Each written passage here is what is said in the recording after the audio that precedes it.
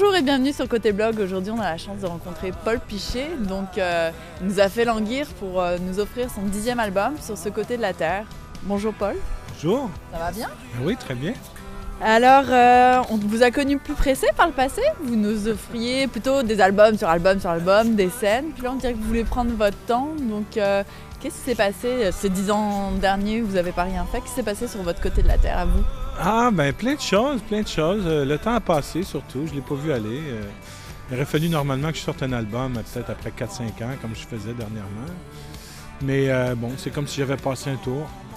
Et puis c'est pas plus grave que ça. Au fond, j'ai juste pas vu le temps passer. J'ai pas vraiment d'excuses. Je suis pas très vite. Et puis j'avais envie d'écrire aussi des chansons. J'écris des chansons depuis 7-8 ans. Ces chansons-là, je les ai écrites très lentement, tout en même temps aussi un peu.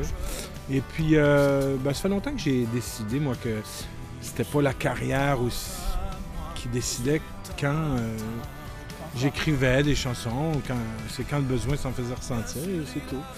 Et puis c'est comme ça, puis peut-être le prochain va venir plus vite, peut-être non, peut-être ça va prendre un autre 10 ans. Qu'est-ce que vous avez fait pendant 10 ans? Ben, j'ai été pas mal occupé à toutes sortes de choses. J'ai pris un congé de maternité, de paternité. J'ai pris un congé de paternité, entre autres. Ça m'a pris un peu de temps, ça, faire un enfant. Une petite fille qui a 3 ans maintenant.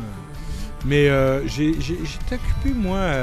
J'ai toujours été militant, hein, fait que j'étais pas mal impliqué dans toutes sortes de choses. Je faisais beaucoup de spectacles aussi. La tournée s'est étirée pas mal. Et puis, rien, finalement, je prenais des marches.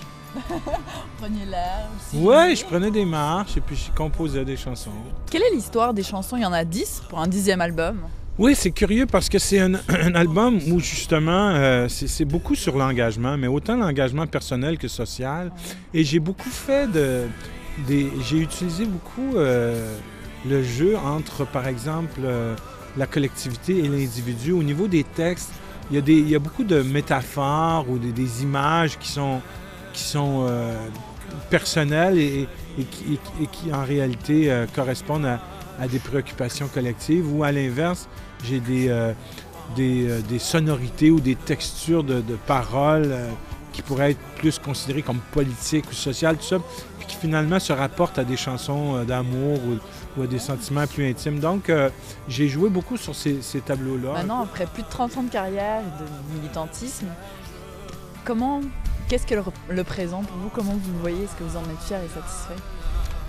Bien, je suis content de l'évolution des choses quand même, oui.